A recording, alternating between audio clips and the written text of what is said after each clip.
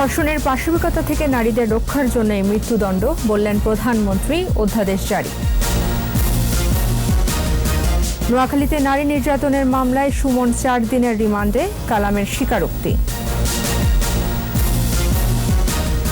নূরের বক্তব্যে নিন্দার ঝড়, ধর্ষণ মামলায় দ্রুত গ্রেফতারের দাবি, প্রাণনাশের হুমকির অভিযোগ বাদীর। রাজ্জাক শফিউরের 450 কোটি টাকার অবৈধ সম্পদ, দুদকের অনুসন্ধানে তথ্য। নিক্সন বিধি ভঙ্গ করছেন, আইন অনুযায়ী ব্যবস্থা, বললেন সিইসি, অভিযোগ অস্বীকার।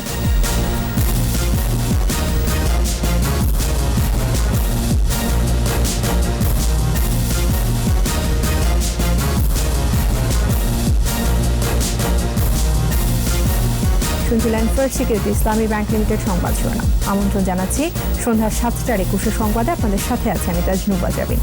21 টেলিভিশনের সংবাদ একই সাথে সরাসরি দেখতে পাবেন আমাদের ফেসবুক পেজ www.facebook.com/2124 অনলাইনে। সংবাদে আরও থাকছে। ফুলে ফেপে উঠেছে সাধারণ বীমার শেয়ার, দর বেড়েছে 150 থেকে 250%।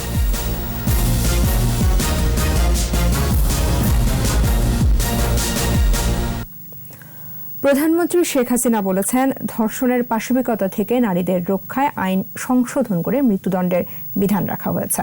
তিনি জানান, সংসদ না থাকায় অধ্যাদেশ জারি করা হচ্ছে। আন্তর্জাতিক দুর্যোগ প্রশমন দিবসের অনুষ্ঠানে তিনি বলেন, প্রাকৃতিক ভারসাম্য রক্ষা করে উন্নয়ন কাজ এগিয়ে নিতে চায় সরকার। বিস্তারিত জানাচ্ছেন আকবর হোসেন সুমন। জলবায়ু পরিবর্তনের বিরূপ প্রভাবের মুখোমুখি বাংলাদেশ। ঘূর্ণিঝড়, বন্যার মতো দুর্যোগের সাথে লড়াই করতে হয় প্রায় প্রতি বছরই। নদী ভাঙন, জলোচ্ছ্বাস, ঘূর্ণিঝড় কিংবা অতিবৃষ্টি ও খরার পরে মহামারী করোনা সহ নানা দুর্যোগ মোকাবেলা করছে বাংলাদেশ। এ বাস্তবতায় পালিত হচ্ছে আন্তর্জাতিক দুর্যোগ প্রশমন দিবস।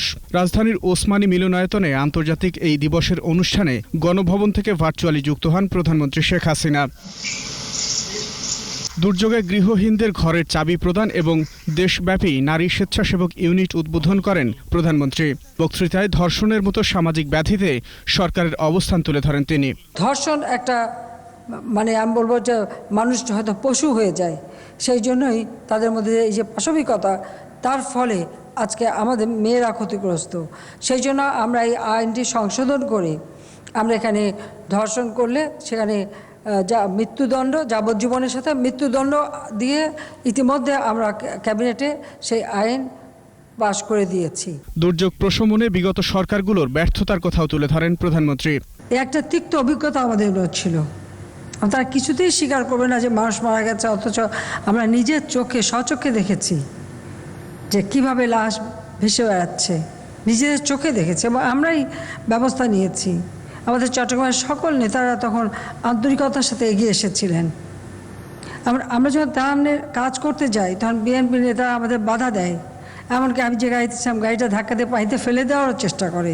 বঙ্গবন্ধু কন্যা বলেন, বাঙালি জানে কিভাবে দুর্যোগ মোকাবেলা করতে হয়, তাই অভিজ্ঞতা কাজে লাগিয়ে প্রস্তুত থাকারও আহ্বান জানান তিনি। যে কোনো দুর্যোগ মোকাবেলায় আজকে সারা বিশ্বে একটা দৃষ্টান্ত স্থাপন করতে সক্ষম হয়েছি। কারণ বাংলাদেশ এত ছোট্ট একটি ভূখণ্ডে এত বিশাল জনসংখ্যা, অনেক দেশের সাথে তুলনা করা যেতে পারে, কিন্তু তুলনা করবার আগে এ কথাটাই সবাইকে মনে রাখা উচিত যে আমাদের সামান্য ছোট্ট একটা ভূখণ্ড, সেটাও আবার বদ্বীপ, এবং এই বদ্বীপের ভিতর থেকে প্রায় 700-র উপর নদী প্রবাহিত। জনসচেতনতায় শিক্ষা প্রতিষ্ঠান থেকেই জলবায়ু পরিবর্তন সহ দুর্যোগ ব্যবস্থাপনার বিষয়ে প্রচারণার আহ্বান জানান সরকার প্রধান। যথেষ্ট ভূমিকা রাখছে। আকবর হোসেন সুমন, 21 টেলিভিশন, ঢাকা। ধর্ষণের সর্বোচ্চ শাস্তি মৃত্যুদণ্ডের বিধান রেখে নারী ও শিশু নির্যাতন দমন অধ্যাদেশে সই করেছেন রাষ্ট্রপতি মোহাম্মদ আব্দুল হামিদ। মঙ্গলবার রাষ্ট্রপতির প্রেস সচিব মোহাম্মদ জয়নাল আবেদিন গণমাধ্যমকে বিষয়টি জানিয়েছেন। সংসদ অধিবেশন না থাকায় সরকার অধ্যাদেশ আকারে আইনটি জারি করল। এর আগে প্রধানমন্ত্রী শেখ হাসিনার সভাপতিত্বে সোমবার মন্ত্রিসভার বৈঠকে আইন সংশোধন করে অধ্যাদেশ আকারে জারির জন্য এর খসড়ার নীতিগত চূড়ান্ত অনুমোদন দেওয়া হয়। সংসদের পরবর্তী অধিবেশনে এই অধ্যাদেশ উপস্থাপন করতে হবে। আইনটি বলবৎ রাখতে চাইলে পরে বিল আকারে তা আনবে সরকার। এদিকে নোয়াখালীর আলোচিত গৃহবধূ নির্যাতন মামলায় হবিগঞ্জ থেকে গ্রেফতার শামসুদ্দিন সুমনকে 4 দিনের রিমান্ড দিয়েছেন আদালত। আর প্রধান আসামি দেলোয়ারকে ধর্ষণ মামলায় গ্রেফতার দেখানো হয়েছে। অন্যদিকে আরেক আসামি কালাম 7 দিনের রিমান্ড শেষে অভিযোগ স্বীকার করে আদালতে জবানবন্দি দিয়েছেন। নোয়াখালীর প্রতিনিধি সহায়তায় রত্নজামানের রিপোর্ট। সকালে আসামি দেলোয়ারকে নারায়ণগঞ্জ থেকে, সুমনকে হবিগঞ্জ থেকে, ইউপি সদস্য সোহাগ আর কালামকে নোয়াখালী কারাগার থেকে আদালতে হাজির করা হয়। শামসুদ্দিন সুমনকে 7 দিন রিমান্ড চাইলে আদালত 4 দিনের রিমান্ড মঞ্জুর করে। একই আদালতে আসামি মোয়াজ্জেম হোসেন সোহাগ নিজে জামিন চাইলে তা নামঞ্জুর হয়।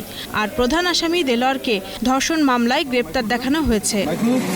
এই মামলার 6 নম্বর আসামি সুমন, তার 4 দিনের রিমান্ড আজকে মঞ্জুর হয়েছে এবং এছাড়া ইতিপূর্বে রিমান্ডে যাওয়া অন্যতম আসামি আবুল কালাম, সে আজকে 164 ধারায় স্বীকারোক্তিমূলক জবানবন্দি দিয়েছে। এদিকে 7 দিনের রিমান্ড শেষে কালাম অভিযোগ স্বীকার করে আদালতে জবানবন্দি দিয়েছে। অন্যদিকে বেগমগঞ্জ মডেল থানার ভারপ্রাপ্ত কর্মকর্তা হারুনুর রশিদকে প্রত্যাহার করা হয়েছে। রত্নজামান, 21 টেলিভিশন। সামাজিক যোগাযোগ মাধ্যমে ভিডিওর মাধ্যমে ধর্ষণ মামলার বাদী ঢাকা বিশ্ববিদ্যালয়ের শিক্ষার্থীকে দুশ্চরিত্রা বলায় ডাকসুর সাবেক ভিপি নুরুল হক নূরকে দ্রুত গ্রেফতার ও বিচারের দাবি জানিয়েছেন নারী সংগঠনগুলো। এদিকে ভুক্তভোগী ঢাকা বিশ্ববিদ্যালয়ের শিক্ষার্থী জানিয়েছেন প্রতিনিয়ত তাকে প্রাণনাশের হুমকি দেওয়া হচ্ছে। যারা সামাজিক যোগাযোগ মাধ্যমে গুজব ছড়াচ্ছে তাদের বিরুদ্ধে দ্রুত আইনি পদক্ষেপ নেওয়া হবে বলেও জানান তিনি। বিস্তারিত আহমদ বাবুর রিপোর্টে। আমরা ধিক্কার জানাই যে যেই এত নাটক যে করছে, যেই দুশ্চরিত্রাহীন। সোমবার সামাজিক যোগাযোগ মাধ্যমে এভাবে ধর্ষণ মামলার বাদী ঢাকা বিশ্ববিদ্যালয়ের শিক্ষার্থীর বিরুদ্ধে বক্তব্য দেন ডাকসুর সাবেক ভিপি নুরুল হক নূর। ধর্ষণের নাটক করছে স্বেচ্ছায়। তার এই বক্তব্যকে কুরুচিপূর্ণ অভিহিত করে প্রতিবাদ জানিয়েছে নারী সংগঠনগুলো। সকালে জাতীয় প্রেস ক্লাবে মানববন্ধন থেকে ঢাকা বিশ্ববিদ্যালয়ের শিক্ষার্থীকে চরিত্রহীন বলায় নূরকে দ্রুত বিচারের কাঠগড়ায় দাঁড় করানোর দাবি জানান তারা। সামাজিক মাধ্যমে হুমকি দেওয়া এটা ঠিক মনে করি না। নিশ্চয়ই যে কোনো দর্শকের পক্ষে মহিলার হুমকি দেওয়া হয়েছে। একদল দুষ্কৃতকারী যারা ইন্ধন যোগাচ্ছে, তারা সেই নারীদের প্রতি, সেই ছাত্রীদেরকে সেই চরিত্রহীন বলে আখ্যা দিচ্ছে। তথ্য প্রযুক্তির আইনে এদেরকে শাস্তি হওয়া উচিত। এই মেয়েকে কেন দুশ্চরিতা বলা হবে? আমরা এটার কঠিন বিচার চাই। রাজধানীর লালবাগ থানায় গত 20 সেপ্টেম্বর রাতে ধর্ষণ ও এতে সহযোগিতার অভিযোগে মামলা করেন ঢাকা বিশ্ববিদ্যালয়ের শিক্ষার্থী। মামলায় ছাত্র অধিকার পরিষদের আহ্বায়ক হাসান আল মামুনকে প্রধান আসামি করা হয়। অন্য আসামি হিসেবে সংগঠনের যুগ্ম আহ্বায়ক নাজমুল হাসান সোহাগ ও সাইফুল ইসলাম, ঢাকা বিশ্ববিদ্যালয় শাখার সহসভাপতি নাজমুল হুদা, ডাকসুর সাবেক ভিপি নুরুল হক নূর ও বিশ্ববিদ্যালয়ের শিক্ষার্থী আব্দুল্লাহ হিল বাকির নামও উল্লেখ করা হয়েছে। ধর্ষকদের বিচারের দাবিতে রাজু ভাস্কর্যে অবস্থান কর্মসূচি পালন করছেন অভিযোগকারী শিক্ষার্থী। প্রতিনিয়ত খুন ও অপহরণের হুমকি দেওয়া হচ্ছে বলে জানান তিনি। নুরুল হক নূর তিনি লাইভে এসে তার যে শব্দ চয়ন ছিল, একজন দায়িত্বশীল তার ডাকসুর বিপি হিসেবে তার এই ধরনের শব্দ চয়ন খুবই দুঃখজনক। সে কিন্তু ধর্ষণ মামলার অভিযুক্ত একজন ব্যক্তি, সে জায়গায় সে যে ভিকটিম ব্লেমিং করছে সেটাও কিন্তু একটা অপরাধ। সামাজিক যোগাযোগ মাধ্যমে যেসব আইডি থেকে কুরুচিপূর্ণ ভিডিও ছড়ানো হচ্ছে তাদের বিরুদ্ধে আইনি পদক্ষেপ নেওয়া হবে বলেও জানান তিনি। আহমদ বাবু, 21 টেলিভিশন, ঢাকা। করোনাকালে স্বাস্থ্য খাতে দুর্নীতির 2টি মামলা তদন্তে নেমে জেএমআই চেয়ারম্যান রাজ্জাক ও স্বাস্থ্য অধিদপ্তরের সহকারী পরিচালক শফিউর রহমানের 458 কোটি টাকার অবৈধ সম্পদের তথ্য পেয়েছে দুদক। 2 মামলায় মোট আসামি 12 জন।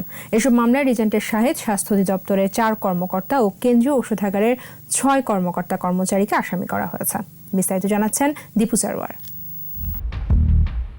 করোনাকালে যখন স্বাস্থ্য খাতের অনিয়ম দুর্নীতির চিত্র সামনে আসতে থাকে, সে সময় সবচেয়ে বেশি সমালোচিত হন স্বাস্থ্য অধিদপ্তরের পদত্যাগী মহাপরিচালক আবুল কালাম আজাদ। নামে বেনামে বিপুল সম্পদ গড়ার অভিযোগে আবুল কালাম আজাদের সম্পদের অনুসন্ধান চলছে। তাকে এবং তার সহযোগীদের এরই মধ্যে জিজ্ঞাসাবাদও করেছে দুর্নীতি দমন কমিশন দুদক। তার অন্যতম সহযোগী N95 মাস্ক কেলেঙ্কারিতে গ্রেপ্তার JMI চেয়ারম্যান আব্দুর রাজ্জাকের বিপুল সম্পদের তথ্য মিলেছে। 360 কোটি টাকার অবৈধ সম্পদের তথ্যও পেয়েছে দুদক। আবুল কালাম আজাদের আরেক সহযোগী স্বাস্থ্য অধিদপ্তরের সহকারী পরিচালক ডাক্তার মোহাম্মদ শফিউর রহমান 98 কোটি টাকার অবৈধ সম্পদের মালিক। শফিউর রিজেন্টের সাহেব করিমেরও ঘনিষ্ঠ সহযোগী হিসেবে পরিচিত। শফিউরের উত্থানের নেপথ্যে বাংলাদেশ মেডিকেল অ্যাসোসিয়েশন BM এর সাবেক এক নেতারও ভূমিকা জানতে পেরেছে দুদক। করোনাকালে স্বাস্থ্য খাত সংশ্লিষ্ট 22 জনকে জিজ্ঞাসাবাদ করেছে দুদক। এর মধ্যে মঙ্গলবার 4 জনকে জিজ্ঞাসাবাদ করা হয়। তাদের জিজ্ঞাসাবাদে গুরুত্বপূর্ণ তথ্য মিলেছে বলে দাবি করেছে দুদক। ইতিপূর্বে অনুসন্ধান করে একটি মামলা হয়েছে, আরও বেশ কয়েকটি 11টি মামলা হয়েছে স্বাস্থ্যগত বিভিন্ন বিষয় নিয়ে। যাদেরকে জিজ্ঞাসাবাদ করা হচ্ছে, আমরা আশা করছি যে এরপরে আর কিছু তথ্য পাওয়া যাওয়ার পরে হয়তো ফলাফল দেখাতে পারে। সচিব জানান, স্বাস্থ্যের দুর্নীতি রোধে মন্ত্রণালয়ে দুদকের সুপারিশ বাস্তবায়ন হলে দুর্নীতি কমবে। কমিশন যে সুপারিশ করেছে সেটি নিয়ে স্বাস্থ্য মন্ত্রণালয় কাজ করছে। আমরা আশা করি যদি বাস্তবায়ন হয় তাহলে দুর্নীতি হয়তো কমবে। স্বাস্থ্য মন্ত্রণালয় থেকে দুর্নীতির বিষয়টি তদন্ত করে আমাদের দুদকে প্রতিবেদন প্রেরণ করা হয়েছে। এদিকে দুর্নীতি ও অনিয়মের অভিযোগে আলোচিত অফিস সহকারী আফজাল হোসেনকে দ্বিতীয় দফায় 7 দিনের রিমান্ডে নিয়ে জিজ্ঞাসাবাদ শুরু হয়েছে। গত বছরের জুনে আফজাল ও তার স্ত্রী রুবিনা খানমের বিরুদ্ধে মামলা করে দুদক। দীপু সারোয়ার, 21 টেলিভিশন, ঢাকা। ফরিদপুরের সংসদ সদস্য নিক্সন চৌধুরী আচরণবিধি লঙ্ঘন করেছেন বলে অভিযোগ করলেন CEC KM Nurul Huda. CEC জানান, প্রয়োজনে নির্বাচন কমিশন মামলা করবে। এদিকে সংবাদ সম্মেলন করে ফরিদপুরের ডিসির বিরুদ্ধে আচরণবিধি লঙ্ঘনের পাল্টা অভিযোগ এনেছেন নিক্সন চৌধুরী। তার দাবি, তিনি ইউএনওকে গালিগালাজ করেননি, তার বক্তব্য সুপার এডিট করা হয়েছে। মফিউর রহমানকে সাথে নিয়ে স্মৃতি মণ্ডলের রিপোর্ট। আমার লোকদের সিগারেট খাওয়ার জন্য গাড়িতে উঠাইছে, অরেঞ্জ দালালি করতে মানা করে না। অডিও রেকর্ডটি ফরিদপুর 4 আসনের এমপি মুজিবুর রহমান চৌধুরী নিক্সনের বলেই সামাজিক যোগাযোগ মাধ্যমে ছড়িয়েছে। ফরিদপুরের চরভদ্রাসন উপজেলা পরিষদের চেয়ারম্যান পদে উপনির্বাচন নিয়েই এত কিছু। নিক্সনের দুর্ব্যবহার ও হুমকির বিরুদ্ধে ফরিদপুরের জেলা প্রশাসক অতুল সরকার মন্ত্রিপরিষদ বিভাগে চিঠি দেন। এরই প্রেক্ষিতে প্রয়োজনীয় ব্যবস্থা নিতে ইসিকে চিঠি দেয় মন্ত্রিপরিষদ বিভাগ। এ প্রসঙ্গে প্রধান নির্বাচন কমিশনারের কাছে জানতে চাইলে তিনি বলেন, সংসদ সদস্য নিক্সন যে আচরণ করেছেন সেটি কাম্য নয়। আইন অনুযায়ী ব্যবস্থা নেওয়ার কথা জানান সিইসি। আজকে বা কালকের মধ্যেই আমাদের যে করণীয় যেটা আমরা সিদ্ধান্ত নিয়েছি সেটা যাবে। অবশ্যই যে আচরণ তিনি করেছেন নির্বাচন পরিচালনার সময় একজন মাননীয় সংসদ সদস্য, সেটা কাম্য না। এটা আচরণবিধি ভঙ্গ করেছেন এবং আইনে যেরকম বিধিবিধান আছে তার ব্যাপারে সেই আইনের বিধিবিধানই প্রযোজ্য হবে। এখন আমরা দেখি, যদি মামলা করার হয় মামলাই করব। এদিকে জাতীয় প্রেস ক্লাবের সংবাদ সম্মেলনে সংসদ সদস্য নিক্সন চৌধুরী পাল্টা অভিযোগ আনেন ডিসির বিরুদ্ধে। তার দাবি, কাউকে কোনো গালিগালাজ করেননি তিনি। ডিজিপি দিয়ে তাকে ধরে নিয়ে যাওয়া হয়, সেই বিষয়টা তাকে অবগত করার জন্য আমি তাকে ফোন করেছিলাম। কিন্তু বাকি যে অংশ আছে সেই অংশটা কিন্তু সুপার এডিট করা হয়েছে। টিও ফোন করে এসিডেন্টকে গালাগালি করছি, তাহলে ওনরাই তো আইন বিরোধী কাজ করলো। কারণ ওনরা যদি ধরেন যে আমি যদি এরকম কোনো স্ল্যাং ইউজ করে থাকি, তো উনি কি এটা সোশ্যাল মিডিয়া দিতে পারে? সোশ্যাল মিডিয়া দিলে তো উনি আইন ভঙ্গের মামলা খায়। নির্বাচনী এলাকায় তাকে হেয় করতেই তার ভয়েস কেটে কেটে ওই ক্লিপ সামাজিক যোগাযোগ মাধ্যমে ছাড়া হয়েছে বলে দাবি করেন নিক্সন চৌধুরী। বিপক্ষে শত্রুপক্ষ যারা আছে। স্মৃতি মণ্ডল, 21 টেলিভিশন, ঢাকা। সংবাদ এই পর্যায়ে নিচ্ছি বিরতি। স্বাস্থ্যবিধি মেনে চলুন, সুস্থ থাকুন। ফিরে এসে যা থাকছে। ঢাকা 18 প্রার্থী নিয়ে বিএনপিতে অসন্তোষ, উত্তরায় ঝাড়ু মিছিল। করোনায় খাদ্য ও নগদ সহায়তা 1,66,000 কোটি টাকা, মানুষের পাশে থাকবে আওয়ামী লীগ। আবার আমন্ত্রণ, আপনারা দেখছেন সন্ধ্যা 7টার 21 সংবাদ। ঢাকা 18 উপনির্বাচনে বিএনপি থেকে SM জাহাঙ্গীরকে মনোনয়ন দেয় ঝাড়ু মিছিল করেছে বহিষ্কৃত বিএনপি নেতারা। তারা বলছেন এই মনোনয়নে দলের ভরাডুবি হবে। প্রতিবাদে জাহাঙ্গীরের কুশপুত্তলিকায় আগুন দেয় তারা। আরও জানাচ্ছেন জসিম জুয়েল। ঢাকা 18 আসনে উপনির্বাচনে বিএনপি প্রার্থী বাছাই থেকেই চলছিল নানা নাটকীয়তা। 12 সেপ্টেম্বর গুলশানে মনোনয়ন প্রত্যাশীরা সাক্ষাৎকার দিতে আসলে সেখানে জাহাঙ্গীর ও কফিল উদ্দিনের সমর্থকরা কয়েক দফা সংঘর্ষে জড়িয়ে পড়ে। এরপরও SM জাহাঙ্গীরকে মনোনয়ন দেয় বিএনপি। প্রতিবাদে গত শনিবার বিএনপির মহাসচিবের বাসভবনের সামনে বিক্ষোভ করে ডিম ছড়ে বিক্ষুব্ধ নেতাকর্মীরা। SM জাহাঙ্গীরকে মনোনয়ন দেয়ায় মঙ্গলবার উত্তরার আজিমপুর এলাকায় ঝাড়ু মিছিল করে বিএনপির নেতাকর্মীরা। আগুন দেয় কুশপুত্তলিকায়। ঘোষণা দেয়া হয় জাহাঙ্গীরের সমর্থনে নির্বাচনে কাজ করবে না তারা। আমাদের যে একটা বৃহৎ অংশ 7 জন মনোনয়ন প্রত্যাশী, আমরা ঐক্যবদ্ধ। আমাদের নেতাকর্মীরা এই ইলেকশন অবশ্যই বয়কট করবে। এই মহাসচিব এবং এই জাহাঙ্গীর তাদের যে জুটি, তারা যে জুটি হয়েছে এই আসনের জন্য নির্বাচনে মারাত্মক প্রভাব পড়বে। এই বহিষ্কারের জন্য অনেক প্রভাব ফেলবে, যেহেতু আমরা ঐক্যবদ্ধ কাজ করতাম, কিন্তু এই জিনিসটা এখন আর হবে না। একই সাথে 13 নেতাকর্মীর বহিষ্কারাদেশ প্রত্যাহারেরও দাবি জানান বিক্ষুব্ধরা। জসিম জুয়েল, 21 টেলিভিশন, ঢাকা। করোনার কারণে আর কোনো নির্বাচন আটকাবে না বলে জানিয়েছেন প্রধান নির্বাচন কমিশনার KM নুরুল হুদা। তবে স্বাস্থ্যবিধি মেনে নির্বাচনী কার্যক্রম পরিচালনার অনুরোধ জানিয়েছেন তিনি।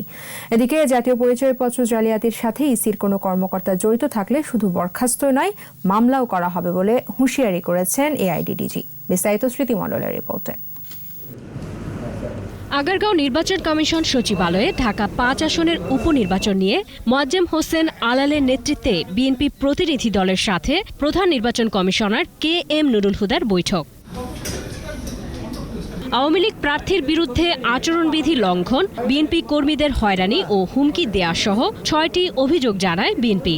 মোবাইল ম্যাজিস্ট্রেট এবং আইনশৃঙ্খলা রক্ষাকারী বাহিনীর যারা থাকেন তাদেরকে যেন ওনারা একটু প্রোঅ্যাক্টিভ হতে বলেন ঠিক ওই সময়টায়, যাতে আমাদের এজেন্টরা গিয়ে অন্তত ভেতরে বসতে পারলে তারপরে দৃশ্যটা অন্যরকম হয়।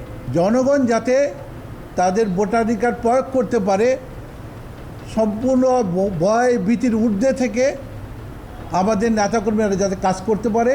এদিকে আগারগাঁওয়ে নির্বাচন প্রশিক্ষণ ইনস্টিটিউটে রিটার্নিং কর্মকর্তার কাছে মনোনয়নপত্র জমা দেন ঢাকা 18 আসনের উপনির্বাচনে আওয়ামী লীগ প্রার্থী হাবিব হাসান।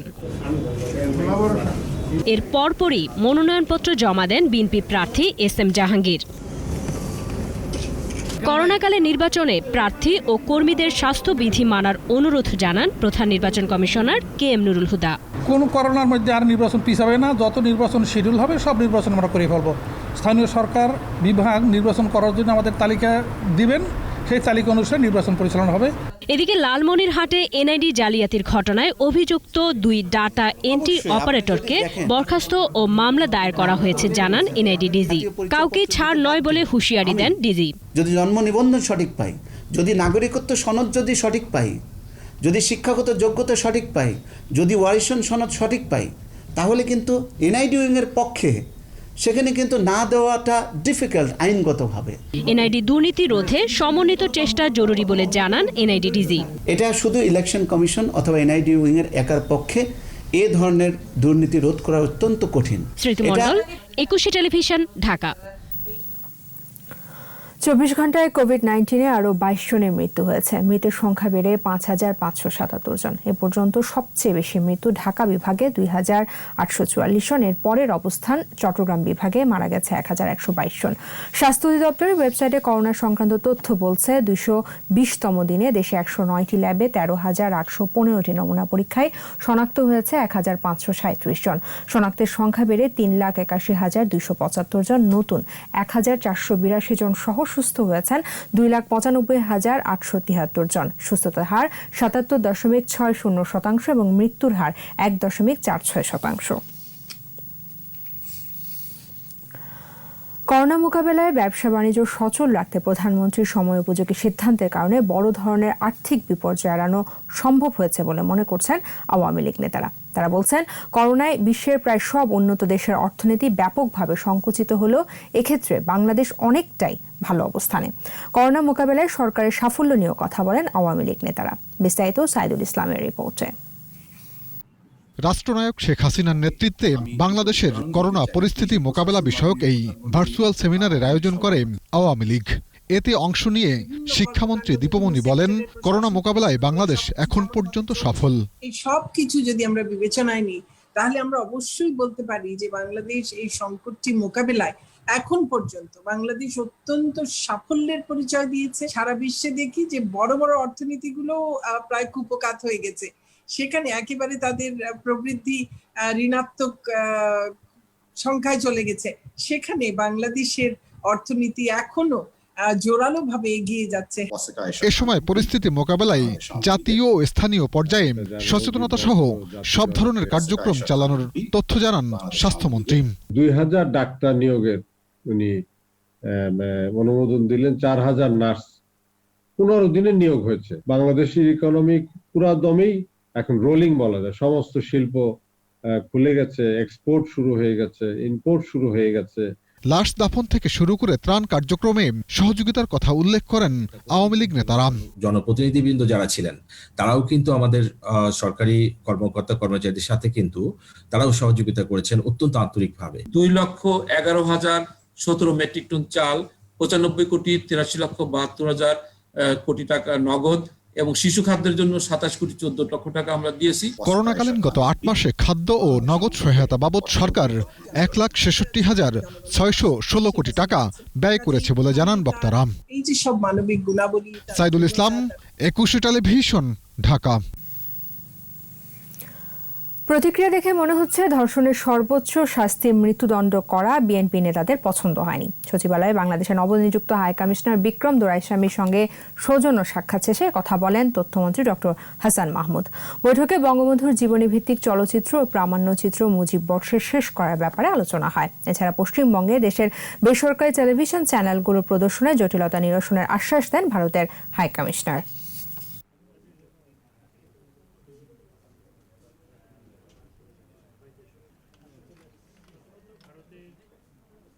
কিভাবে আইন সংশোধন করে সর্বোচ্চ শাস্তির বিধান রাখার প্রেক্ষিতে আমরা মনে করি যে এই ধরনের অপরাধও অনেক কমে যাবে এবং এটি শুধুমাত্র আইন সংশোধন করার মধ্যেই আমাদের কর্মকাণ্ড আমরা সীমাবদ্ধ রাখব না। আমরা জানি যে বিচার যাতে দ্রুত হয় সেটির উপরেও সরকার গুরুত্ব আরোপ করছে। তাহলে কি আইন সংশোধনটা বিএনপির পছন্দ হয়নি? সেই প্রশ্নই তো দেখা দেয়। তো এই আইন সংশোধন বিএনপির পছন্দ হয়নি, এটিই তো বোঝা যায় তাদের বক্তব্যের মাধ্যমে। অন্যদিকে ধর্ষণের সর্বোচ্চ শাস্তি মৃত্যুদণ্ডের বিধান হওয়ায় আনন্দ মিছিল করেছে ছাত্রলীগ। ঢাকা বিশ্ববিদ্যালয়ের মধুর ক্যান্টিন থেকে মিছিল বের হয়ে ক্যাম্পাস প্রদক্ষিণ করে টিএসসি রাজু ভাস্কর্যে গিয়ে শেষ হয়। সমাবেশ থেকে ছাত্রলীগের নেতারা নারী ও শিশু নির্যাতন আইন 2000 সংশোধন করে সর্বোচ্চ শাস্তি মৃত্যুদণ্ড হওয়ায় প্রধানমন্ত্রীকে ধন্যবাদ জানান। পাশাপাশি যেসব ছাত্র সংগঠনের নেতারা ধর্ষণের সহযোগিতা করছে তাদের বিচার দাবি করেন ছাত্রলীগের নেতারা। নাম সর্বস্ব সংগঠন দর্শকদের যারা সাপোর্ট দেয়, পৃষ্ঠপোষকতা করে, সেই নুরু গংরা মিথ্যা কথা বলে তারা যে সিম্পেথি নেওয়ার চেষ্টা করেছে সেটি কিন্তু এখন সবাই জেনেছে যে এই নাটকবাজদের যে এজেন্ডা সেটি হচ্ছে সেই পাকিস্তানের এজেন্ডা। যে মানুষ বাংলাদেশের নারীদের অধিকার প্রতিষ্ঠার জন্য সঠিক বিচার চায়, সেই সব মানুষের পক্ষ থেকে বাংলাদেশ ছাত্রলীগ দেশরত্ন শেখ হাসিনাকে ধন্যবাদ জানিয়ে আজকের এই কর্মসূচি আমরা আয়োজন করেছি। ঢাকা স্টক এক্সচেঞ্জের বাজার মূলধনে সাধারণ বীমার অংশীদারিত্ব 3% কাছাকাছি। তবে লেনদেনের 1/3 এখন বীমা খাতের দখলে। মাত্র 4 মাসের ব্যবধানে সাধারণ বীমার সব শেয়ারই ফুলে ফেপে উঠেছে। 150 থেকে 250% দর বেড়েছে এ খাতের প্রায় ডজন খানেক প্রতিষ্ঠানের শেয়ারে। কোম্পানির আয়ের সঙ্গে সঙ্গতিপূর্ণ না হওয়ায় এসব শেয়ারের লেনদেন ও দর বৃদ্ধির প্রবণতায় বিস্ময় প্রকাশ করেছেন বিশেষজ্ঞরা। মেহেদী হাসানের রিপোর্ট। প্যারামাউন্ট ইন্স্যুরেন্স গত 10 জুন ডিএসইতে শেয়ারটির দাম ছিল 38 টাকা। 4 মাসের ব্যবধানে বি ক্যাটাগরির এ শেয়ারের দাম 140 টাকা ছুঁই ছুঁই করছে।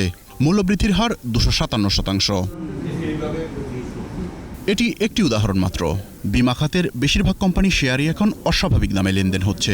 বিশেষ করে জেনারেল ইন্স্যুরেন্সের ধারাবাহিক মূল্য বৃদ্ধির প্রবণতায় বিস্মিত বাজার বিশ্লেষকরা। ইন্স্যুরেন্স সেক্টরে এমন কিছু ঘটে নাই যে যার কারণে 2-3 গুণ এটা বাড়তে হবে। ডিএসসি ট্রেডিং ওয়েবসাইট বলছে গত 4 মাসে কন্টিনেন্টাল ইন্স্যুরেন্সের শেয়ারের দাম বেড়েছে 206%, এশিয়া ইন্স্যুরেন্সের 193%, ইস্টার্ন ইন্স্যুরেন্সের 191%, এশিয়া প্যাসিফিক ইন্স্যুরেন্সের 189%, নিটল ইন্স্যুরেন্সের 170%, পূর্বী জেনারেল ইন্স্যুরেন্সের 155%, রিপাবলিকান ইন্স্যুরেন্সের 154% এবং ফেডারেল ইন্স্যুরেন্সের 152% দর বেড়েছে। পরিসংখ্যান বলছে 4 মাসের ব্যবধানে 36টি সাধারণ বীমা কোম্পানির শেয়ারের গড় মূল্য বৃদ্ধি হয়েছে 117%, আর ডিএসসির বাজার মূলধনে সাধারণ বীমার অংশীদারিত্ব 3%-এর কাছাকাছি হলেও মোট লেনদেনে এ খাতের দখল অন্তত 35%। অর্থনীতিবিদরা বলছেন লেনদেন ও মূল্য বৃদ্ধির এমন প্রবণতা অযৌক্তিক। ব্যবসা রমরমা হলে প্রাইস রমরমা হতে পারে, কিন্তু ইন্স্যুরেন্সের ব্যবসা নাই। এটা কিছু গুজব তারা ছড়ায়, কখনো একটা বলছে যে ওই যে থার্ড পার্টি ইন্স্যুরেন্স থাকবে না, ফার্স্ট পার্টি থাকবে। পুঁজিবাজার নিয়ন্ত্রক সংস্থা বিএসইসির চেয়ারম্যানের দায়িত্ব নেওয়ার আগে অধ্যাপক শিবলি রুবায়েতুল ইসলাম সাধারণ বীমা কর্পোরেশনের শীর্ষ পদে ছিলেন। এ কারণে বীমা খাতের প্রতি তার দুর্বলতা আছে। বাজারে এমন গুজব ছড়িয়ে ফায়দা নিচ্ছে একটি চক্র, একথা বলছেন বাজার সংশ্লিষ্টরা। একটা বড় সরকারের প্রতিষ্ঠান ওটা ইন্স্যুরেন্সের ব্যবসা করে, ওটা চেয়ারম্যান হিসেবে ছিলেন। তো তাতে কি হয়েছে? উনি কি ওনার হাতে কি ম্যাজিক আছে? আর উনি কি শুধু একটা সেক্টরের দিকে দেখবেন? এগুলো হচ্ছে অল রাবিশ চিন্তাধারা। গুজবে দাম বাড়লে তা টেকসই হয় না, ক্ষতির মুখে পড়েন সাধারণ বিনিয়োগকারীরা। তাই কারসাজির বিরুদ্ধে কঠোর ব্যবস্থা নেওয়ার পরামর্শ বিশেষজ্ঞদের। নতুন কমিশন চেষ্টা করছে, এটা আমি বলবো। ভালো কি খারাপ এটা আমি আরো 3 মাস আমি কমেন্ট করতে চাই না, কারণ স্বল্প মেয়াদী প্রফিটের জন্য অনেকেই বাজারে আসতে পারে। এদিকে 4 মাসে ডিএসসি সূচক বেড়েছে 22.49%। এমন অবস্থায় বীমা খাতের শেয়ারের 100%-এর বেশি দর বৃদ্ধি বাজারের সঙ্গে সামঞ্জস্যপূর্ণ নয় বলে মত বিশ্লেষকদের। মেহেদী হাসান, 21 টেলিভিশন, ঢাকা। আবারও নিচ্ছি বিরতি। স্বাস্থ্যবিধি মেনে চলুন, সুস্থ থাকুন। যখন ফিরছি তখন অন্যান্য খবরের সঙ্গে যা থাকবে। এমসি কলেজের সংঘবদ্ধ ধর্ষণের ঘটনায় 4 শিক্ষার্থীর ছাত্রত্ব সাময়িকভাবে বাতিল। করোনা সংক্রমণ ঠেকাতে যুক্তরাজ্যে কঠোর বিধিনিষেধ আরোপ। আবারও আমন্ত্রণ সন্ধ্যা 7টার 21 সংবাদে। সিলেট এমসি কলেজের ছাত্রাবাসে গৃহবধূকে সংঘবদ্ধ ধর্ষণের ঘটনায় 4 শিক্ষার্থীর ছাত্রত্ব সাময়িকভাবে বাতিল করেছে জাতীয় বিশ্ববিদ্যালয় কর্তৃপক্ষ। বিশ্ববিদ্যালয়ের 210তম সিন্ডিকেট সভায় সিদ্ধান্ত হয়। সভাপতিত্ব করেন উপাচার্য প্রফেসর ডক্টর হারুনুর রশিদ। ছাত্রত্ব বাতিল হওয়া শিক্ষার্থীরা হলেন বিএসএস ডিগ্রি পাস কোর্সের অনিয়মিত ছাত্র সাইফুর রহমান, নিয়মিত শিক্ষার্থী রবিউল ইসলাম, ইংরেজি মাস্টার্স ফাইনালের নিয়মিত শিক্ষার্থী শাহ মাহবুবুর রহমান রনি ও মাহফুজুর রহমান। সভায় এ ধরনের ন্যাক্কারজনক ও বর্বর ঘটনায় উদ্বেগ প্রকাশ করে নিন্দা ও ক্ষোভ প্রকাশ করেন সিন্ডিকেট সদস্যরা। অধিভুক্ত কলেজগুলোতে যেন এ ধরনের ঘটনার পুনরাবৃত্তি না ঘটে সেজন্য প্রয়োজনীয় পদক্ষেপ নিতে কলেজ কর্তৃপক্ষের প্রতি আহ্বান জানানো হয়।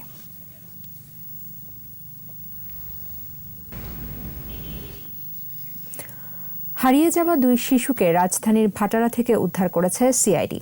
দুপুরে রাজধানীর মালিবাগে সিআইডি সদর দপ্তরে এক সংবাদ সম্মেলনে এ তথ্য জানান ডিআইজি আব্দুল্লাহ সাহিল বাকি।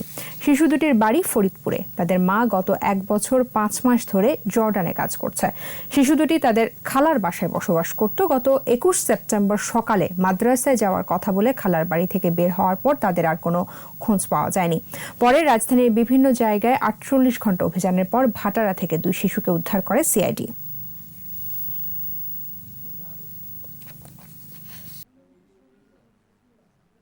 দুজন ভাই বোন।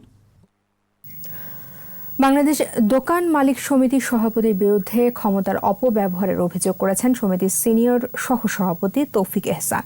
আগামী নির্বাচনকে সামনে রেখে অনেক সদস্যকে ভোটার তালিকা থেকে বাদ দেওয়া হয়েছে জানিয়ে বাণিজ্য মন্ত্রণালয় এবং এফবিসিসিআই এর মাধ্যমে ভোটার তালিকা করার দাবি জানান তিনি। দুপুরে জাতীয় প্রেস ক্লাবের মিলনায়তনে আয়োজিত সংবাদ সম্মেলনে সাবেক সাধারণ সম্পাদক মাসুদ কাদের মোনা সহ সিনিয়র কর্মকর্তারা উপস্থিত ছিলেন। তাছাড়া ঢাকা মহানগর দোকান মালিক সমিতিতে কোন্দল সৃষ্টির অভিযোগ করেন তিনি। এবার সোশ্যাল ইসলামী ব্যাংক লিমিটেড বাণিজ্য সংবাদ।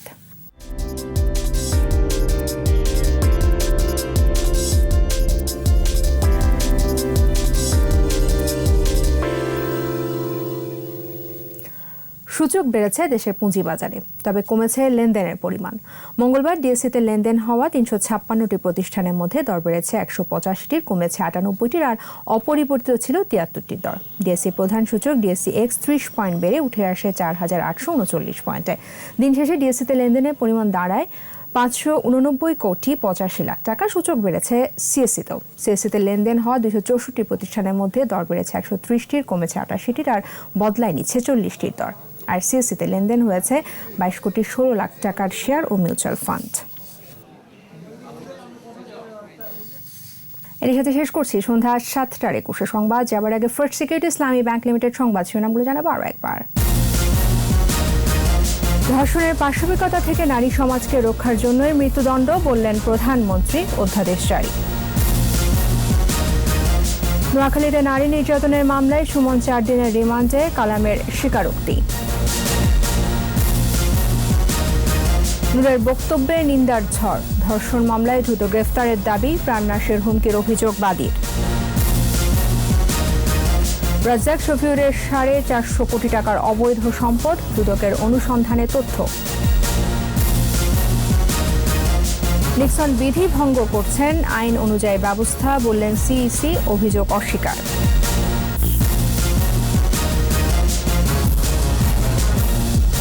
একুশে টেলিভিশনের সর্বশেষ খবর জানতে ডায়াল করুন 2021 নম্বর, আর ভিজিট করুন ekushe-tv.com এই ওয়েবসাইটে। ফেসবুকে লগ ইন করতে পারেন facebook.com/ekushe24 অনলাইন। আমাদের পরের সংবাদ রাত 9টায় দেখার আমন্ত্রণ রইল। স্বাস্থ্যবিধি মেনে চলুন, সুস্থ থাকুন। সবাইকে ধন্যবাদ।